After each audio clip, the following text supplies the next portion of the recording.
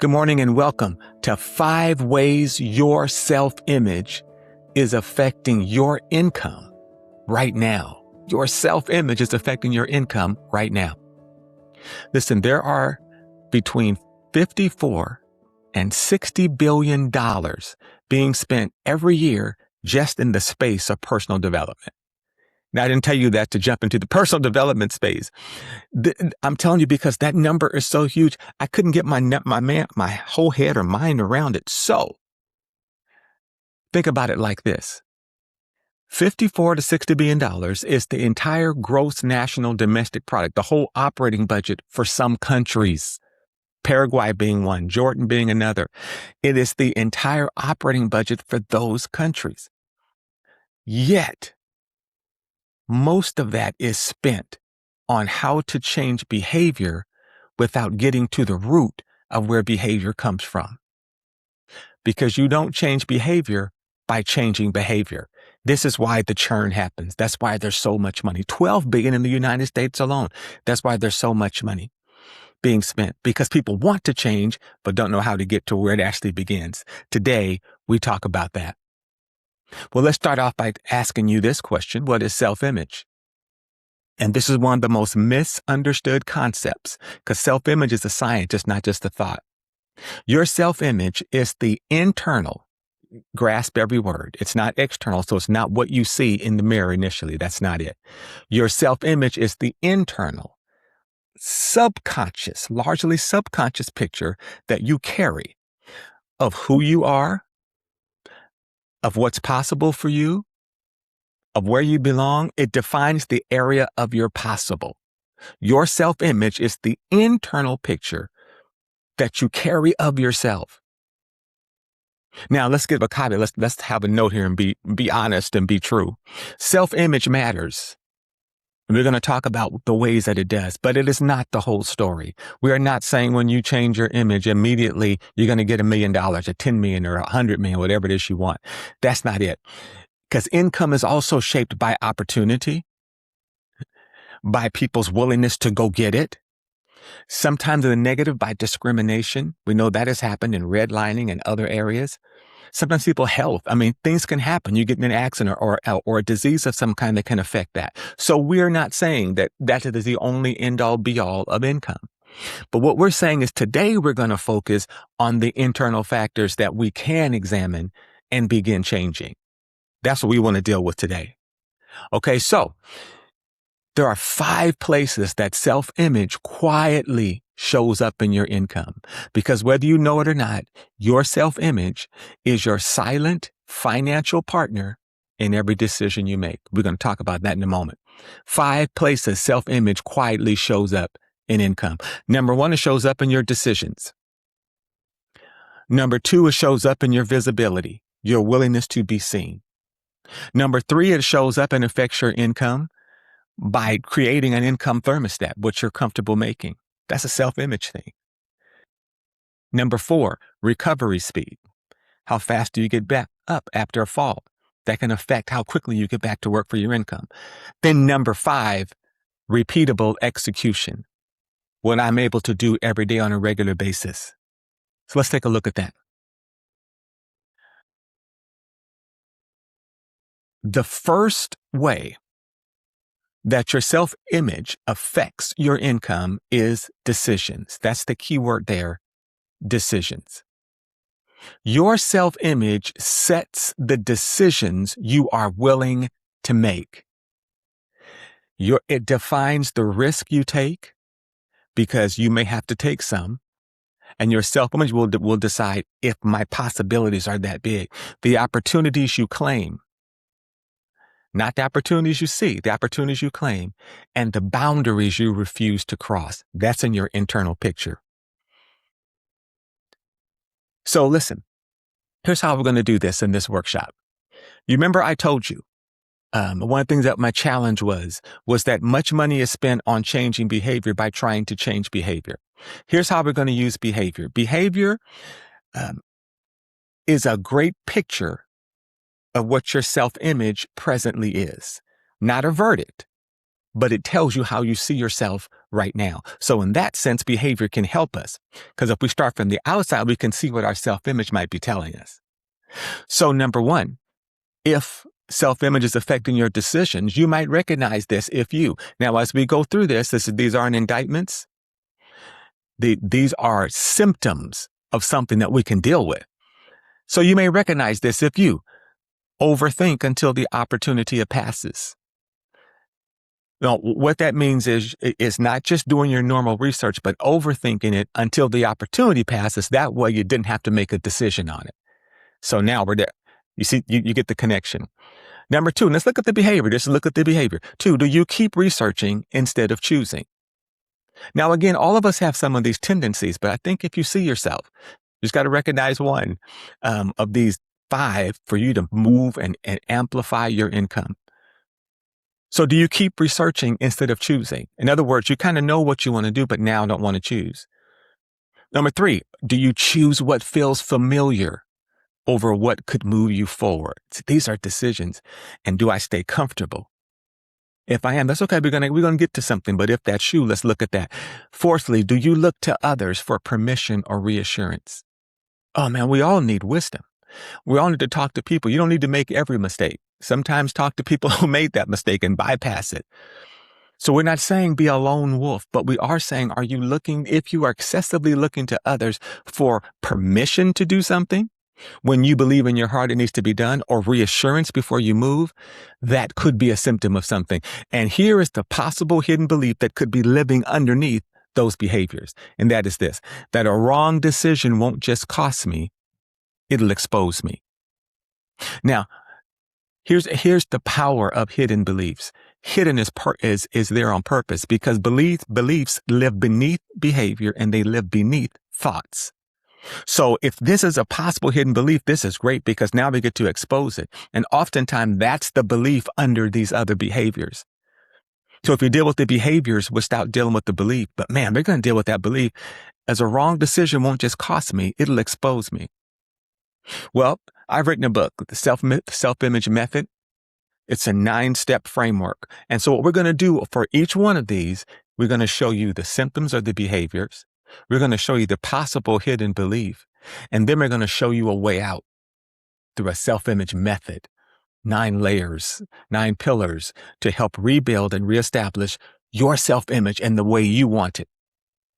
So the self-image method is written in an acronym, SELFIMAGE, self-image, 9 steps. So each one of these, when we talk about the self-image method connection, it'll tie to one of those letters. So F is for future self-imaging. Future self-imaging, and notice the dash is between the future self, not the self-imaging, because I want you to look at your future self, because we all have one. And the future self, lean into this, is not somewhere 20 years in the future. Your future self is in you now trying to get out. That's why you can address the future self. And then the I stands for intentional action. Intentional is there on purpose, because intentional means you tie your actions to your wiring, to how you are built. Because we teach in intentional actions the need to understand your disc, to understand your behavior style. You must understand your wiring to understand your self-image. So intentional action means we're going to take actions, but based on my wiring. And DISC deals with 4. There's D for dominance, there's I for inspirational, there's S for stable, there's C, which stands for conscientious and careful. I went those pretty quick, but you can go to my website and find any of that information. You can check out DISC, but make sure you're working according to your intentional action. So if that's a possible hidden belief, here's what you want to do. You want to picture the stronger version of yourself making the decision, that person in you that's trying to get out. Make it from the future self. And then once you make that decision, and decision means decide, is the same word for incision, which means you cut off. Once you make that decision, then take one immediate, doable step in that direction.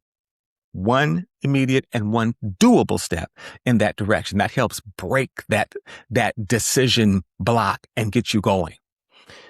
All right. That's one way that your self-image, see how now we're getting into areas that, man, I'm looking at the behavior, but that's my self-image that's affecting that.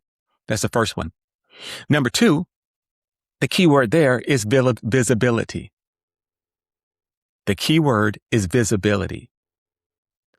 Your self-image regulates how visible you allow yourself to become. Oh, this is so important.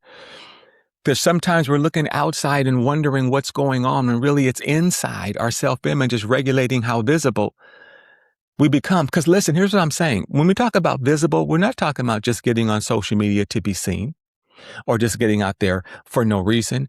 Listen, visibility is not becoming louder. That's what we're talking about in this context that affects your income. When it comes to your income, visibility does not mean being louder. It's allowing the right people to encounter the value that's already present in you. You see that difference? That's a huge shift. Because now if the right people see you, your income increases. You get to move your business. But if they don't, then you won't. That's how it's affecting your income. Visibility. Now, you may recognize this if you avoid social media, networking, or speaking up altogether. Again, we're not talking about if you're one of those that are more laid back, you prefer to be by yourself. I get that. But because you have a business, you have to be visible, remember, to the right people. So if you're avoiding it, social media, it may just not be because you're shy. It may be something else. Secondly, do you hesitate to clearly state your value or offer? Because there's something going on inside. Or thirdly, do you minimize your experience, accomplishments, or expertise? Listen, I don't care how little you think you've accomplished.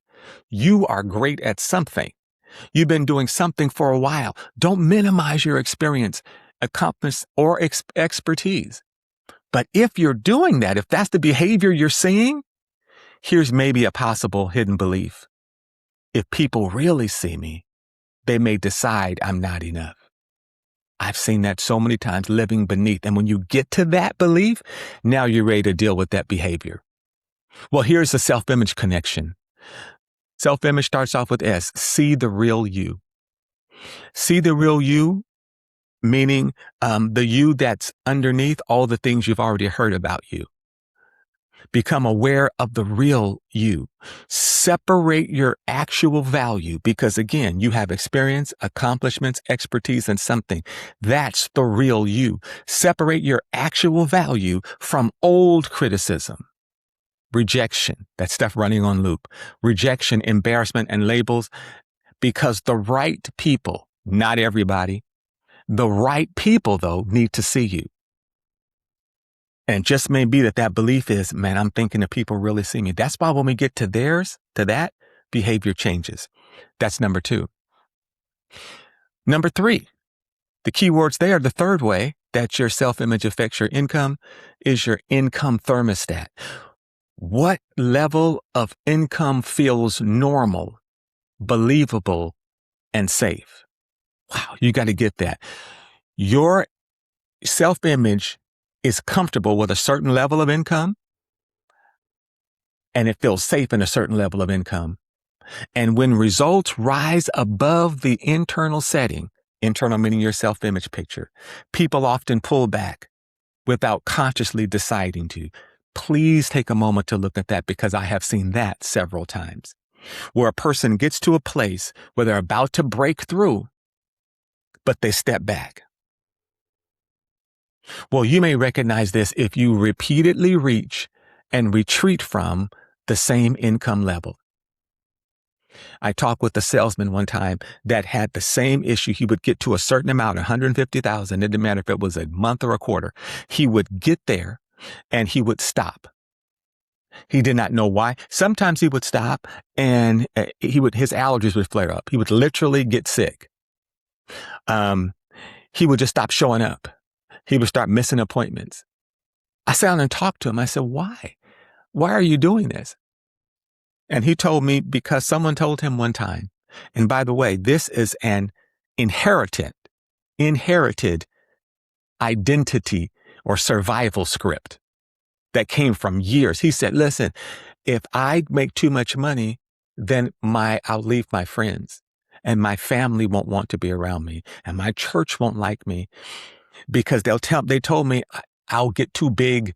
Here's what I said, too big for your britches, meaning you'll just outgrow us. And now when he heard that, he didn't argue with it. It went down into his self-image and it became a belief.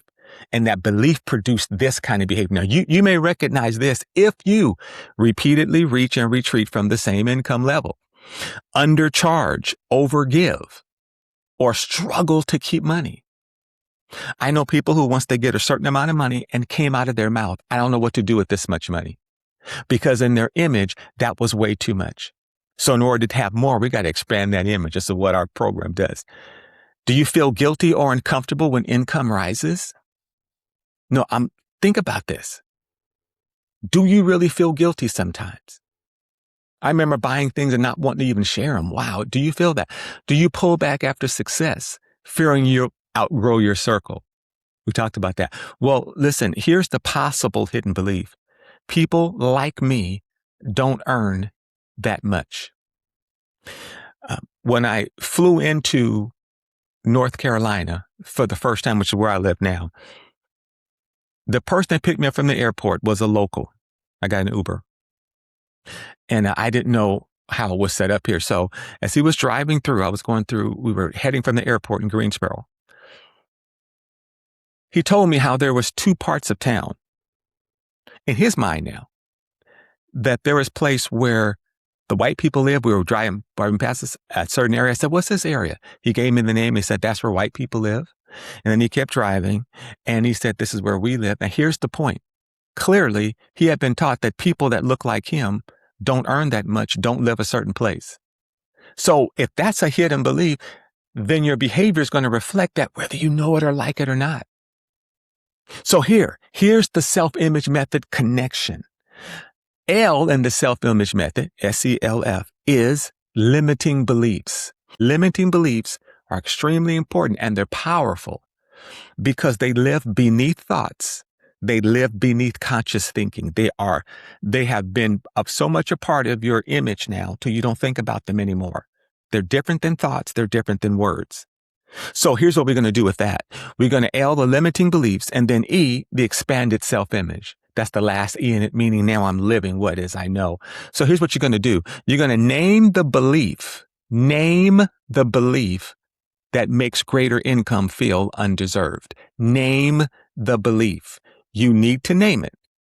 Why does greater income feel undeserved or unsafe or disloyal? We just named one of them, right? And then replace it. Once you name it, replace it with a healthier, more believable picture of what's possible. You take that thought and you replace it. Once you name that limiting belief, we just named it, now we replace it. Of course you deserve people like you. And like you, I mean, no matter what color, what race, what gender, of course you can earn that much. You can look it up and see people earning that much. Replace that. So that's number 3, your income thermostat. Well, number 4, the keyword is, or keywords in this case, recovery speed. See, the question is not whether you get knocked down, but how long you stay there. And here's why. Because a setback can offer information. Listen, a setback can offer information without becoming a verdict about who you are. Whether it becomes a verdict or not has everything to do with how you see yourself. But it's just information. If you take it like that, well, let's just see. What are some behaviors from if our self-image is affecting our recovery speed? Number 1, do you lose productive days after one setback? John Maxwell said, no matter if he has his greatest victory, he celebrates for 24 hours, then gets back to work. Just have one of his most horrible, greatest failures or defeats, 24 hours and back to work. Do you lose productive days after one setback? Again, these are not indictments. These are symptoms that lead to something that we're going to address. Or do you avoid the next opportunity, thinking, oh, I'm going to fail again? Do you replay mistakes long after the lesson is clear? See, once something has happened, remember, even the scripture says the righteous man falls 6 times, gets up 7. You're going to You're going to make mistakes, but do you replay them long after? And here's the key. The lesson. Once you have a failure, a mistake, get the lesson, do the autopsy on it. Get the lesson, do the autopsy on it, and then you're ready to let that go. But are you replaying mistakes long after? Or are you turning one disappointing result into a judgment about your whole self? Do you do that? Well, listen, here's maybe why you do it. Possible hidden belief is this. Here's the hidden belief, that the mistake is a verdict, not just information. That's why I put on the very first screen. And sometimes that belief is like, man, if I make a mistake, that means I am a mistake. If I had something that failed, that means I am a failure. That is absolutely not true. But if that's the belief you have, without saying it, it's still quietly driving. And that affects your income because the longer you're down, the less you're able to produce. Listen, here's how you deal with this. Now we get into the belief under it. You deal with it by eliminate the inner critic. The inner critic is that voice that speaks from that limiting belief. See what I'm saying? It's the voice, but it's not, it speaks from a script, from the limiting beliefs. And then next is, and the M in my self-image method is mastery of self-leadership. Self-leadership is the greatest tool you can get, one of the greatest tools you can ever get. Anything you do is done because you lead yourself to do it. And if you're thinking you're not a leader, you absolutely are, because you lead yourself. Most people lead their children if you're married. You lead somebody at work. If you're in real estate or sales, and you lead your client through the process. But the greatest leadership you do is yourself. That's why in the book, I deal with it like you're leading a corporation, but it's yourself, because you are the most important person in your business that creates income, right? So here's what we're going to do. We're going to separate the event from yourself. Oh, please do that. It's an event. Remember, it's a failure. You're not. Somebody said it this way. We're mistake makers. I didn't make this up, but we're also mistake breakers. We can fix what we have broken. Separate that event from yourself. That's just an event. It's not you. A mistake offers information. Remember that? Not a verdict. That's all it does. So replace self-attack with accurate self-coaching. That's your self-leadership. You're going to replace that inner critic with an inner coach. See, now we're getting to the root of things. And then replace that self-attack with accurate self-coaching. Then lead yourself to the next useful action. Once you have taken the lesson, once you've got the information, you can never grow by attacking yourself. You have to learn to look at yourself with kind eyes. And if you get off track with that, think about this. Your best friend, somebody you really love, anybody you really love, if they made that same mistake, how would you speak to them about getting back on? Would you yell at them? Would you say how stupid you are? I'm so stupid. Remember, your words are instructions to yourself. You won't argue with the words said to yourself. So be careful what you are saying, specifically to yourself, because that's kind of self-attack, and you can't grow what you hate. You can never develop what disgusts you. So you want to learn how to have accurate self-coaching, and then it's time for the next action. Remember, 24 hours? Less than that if it's not a huge thing. So that's how you deal with the recovery speed, and that's how the self-image can affect that. Let's get to the next useful action. And finally, the last one in here is repeatable execution. Income grows when the right action becomes repeatable. The right action, whatever's working, repeatable every day, every time, it's repeatable. Consistency is not built through self-insult. We've talked about that. It grows through repeated self-evidence. This is what I do. That's how your image and your income will grow. Well, you may recognize if my self-image is affecting my ability to do it every day. To be consistent is another word to say that. Let's look at the behavior first, and then we'll see. Do you start, stop, and restart? Well, all of us do that sometime, but is this excessive and regularly? Again, this only works if you're honest with yourself, not angry at yourself, but honest with yourself, knowing you can change yourself. We're giving solutions as well. But do you start, stop, and then restart? Do you wait for motivation? Motivation is good to get you started. It is not good to keep you going. You need motivation because the nervous system rejects starting something because it's new. You have to get it going. It's going to start. You need that motivation. Oh, come on, get going. But remember I gave you that number, 54 to 60 billion? I'm going to surmise that much of that is the same people coming back to deal with the same problem that they were motivated by, but they didn't move to the next steps. The next step is inspiration, if that's for some people, because that means it breathes into you. Inspired means somebody else's breath is into me. I'm going, but I'm going now with them, and okay, that's good. Inspiration is the second step. But again, that's going to go a churn because you need somebody else to continue to get you going. The last step is transformation. Transformation, or another word for that is metamorphosis, is the best way I can think about that is from a caterpillar to a butterfly.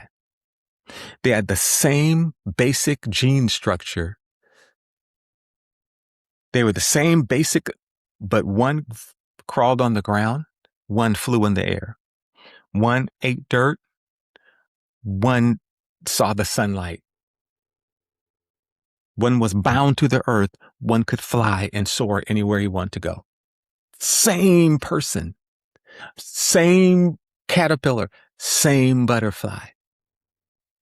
You want to move to transformation. You do that by getting to the hidden beliefs and by working through the process of rebuilding your own self-image.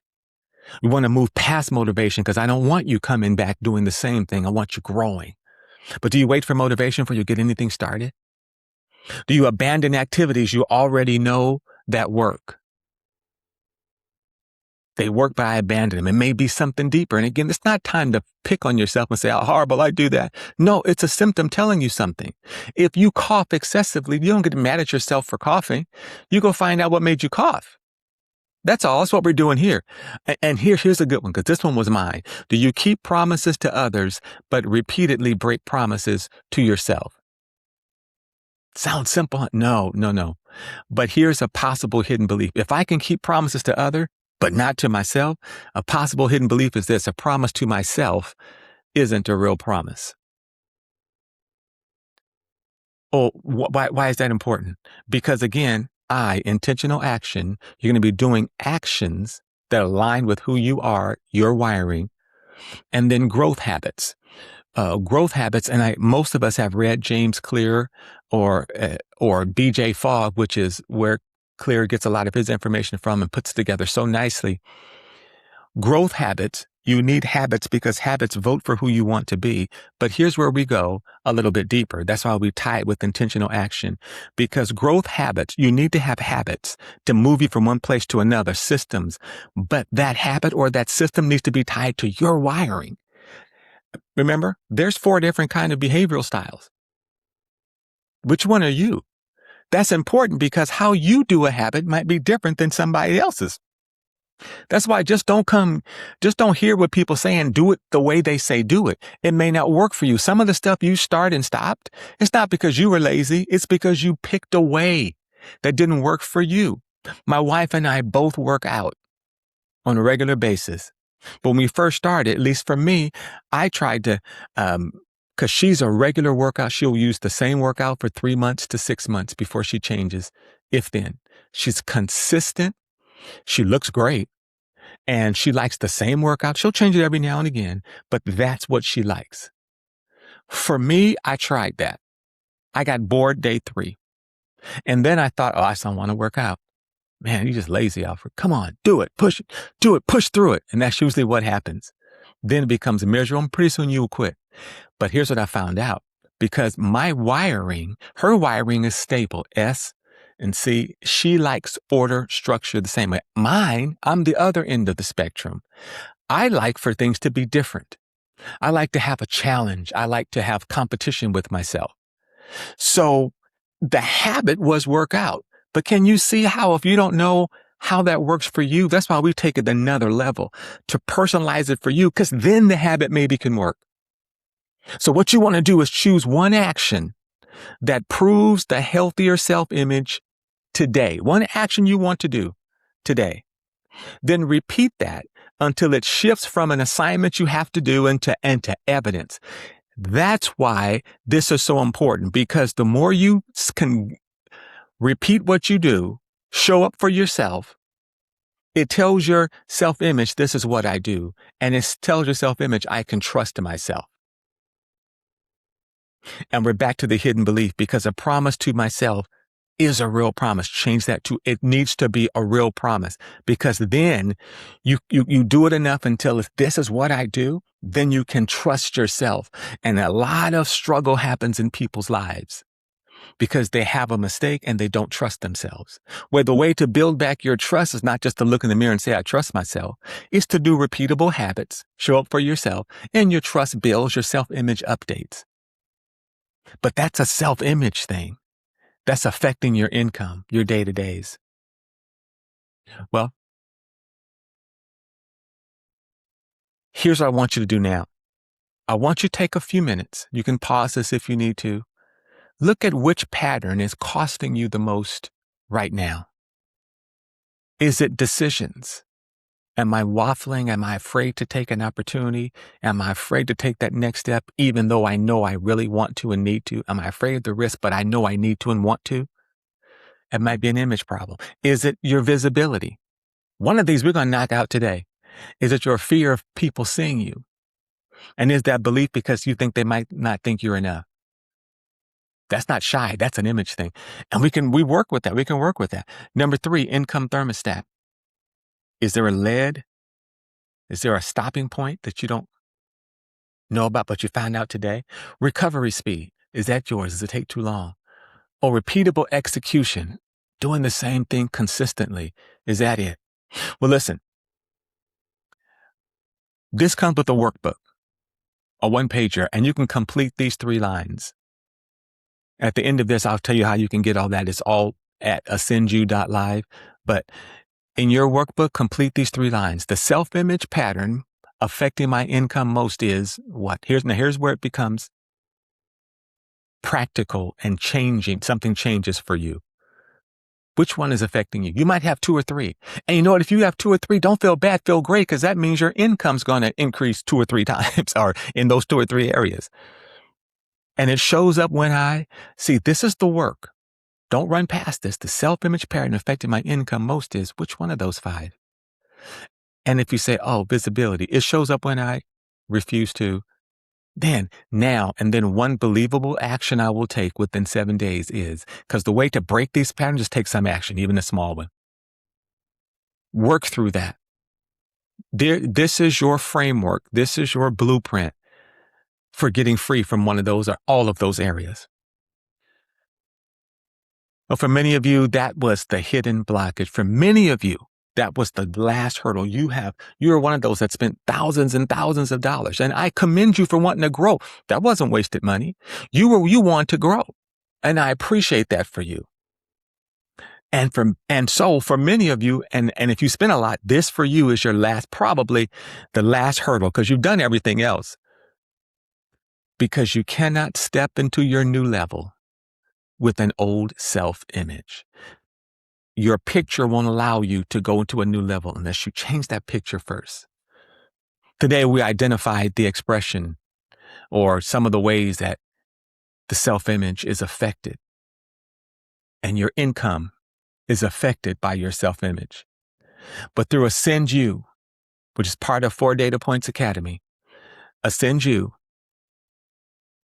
you can begin rebuilding the picture. Listen, your self-image is built by 3 architects, we call them. And when you join this program we're talking about, we'll talk about those extensively. It is built by authority, the persons you allowed to have authority in your life, some even before when you were a child. You didn't have a choice, but they were voices in your life. Parents, guardians, overseers, coaches, pastors, teachers. Authority builds your self-image, and it is still building it. R, repetition. what you heard all the time. Your self-image is built by what you hear all the time, whether it's good, it's bad, it's indifferent, doesn't matter. If you hear it enough, it starts sounding familiar, which starts sounding like truth, which sounds like something I need to believe. Now it's part of my life. And thirdly, emotional intensity.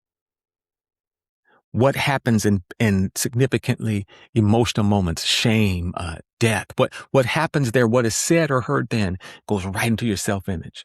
3 architects of your self-image: authority, repetition, emotional intensity. And through Ascend You, we start to begin rebuilding that picture using those same 3 components. You can identify the beliefs and the inner conversations that go beneath that pattern, and we can build a self-image capable of sustaining different choices. We can help rebuild. We actually have a framework to rebuild this self-image, and you can be a part of that with people just like you. So we offer the Ascend You Self-Image Intensive that helps to deal with that self-image and all the other areas that's going on.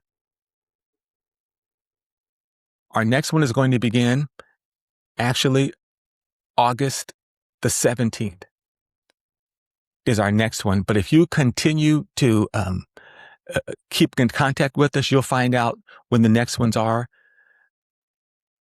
It's $495. But listen, if you will put in Dr. A, DRA, all caps, 100, you'll get $100 off. And here's what's included for that $495 or $395 actually. Your self-image diagnostic. I created a self-image diagnostic. It's extensive enough to reveal, and it's in those 9 areas, those 9 dimensions of the self-image method, the 9 dimensions of your self-image. We give you a diagnostic to see, hey, here's where you're strong, here's where you're developing, here's where we can put some attention, your growth edge to grow even, to get that area up where it needs to be. And then we give you a DISC assessment. Remember I talked to you about intentional actions, knowing your wiring? That's how you do it. Now, if you want to get a free DISC, please do that. Just know it's not the same, but it'll give you at least a starting point. We give you a DISC assessment that's 30 pages just about you. What makes you tick, what ticks you off, your communication style, all of that. Then we give you the self-image method, the book and the audiobook version. We give you the audiobook version because most people commute, or if not, actually most people don't, but the average American spends about an hour a day in their car. The whole audiobook is like 4 hours, which means in 4 or 5 days, you could have it listened to even before reading. You're also going to get 5 live Zoom sessions with me and a group of like-minded people.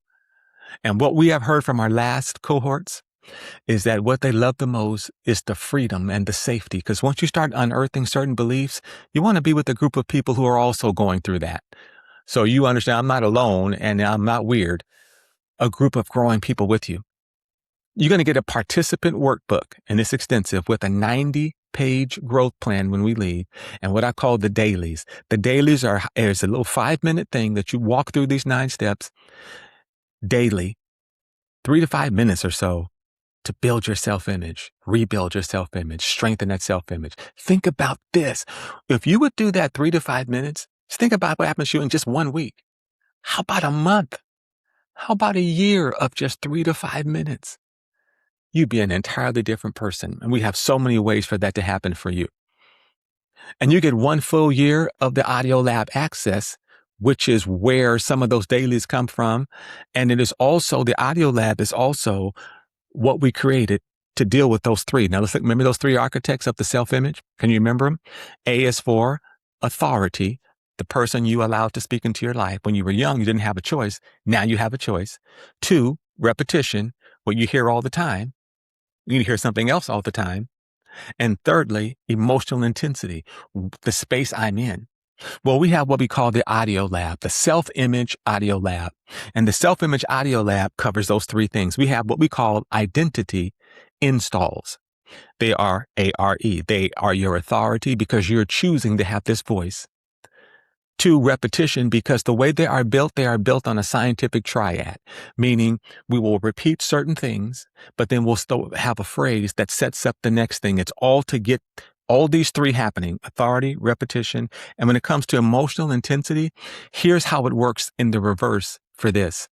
You don't want to be all tensed up when you listen to these. I want you to listen to them when you're walking, or when you're working out, again, when you're driving, so that it goes into your subconscious.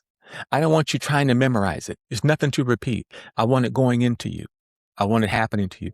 You get a full year of that. And what's not on here, at the end of it, you'll get a full report that combines your self-image diagnostic, and it combines your DISC assessment, and it gives you a picture of yourself that you wouldn't get with either one of them separately. Incredible. And you are worth it. I certainly hope that you're able to join us at our next one.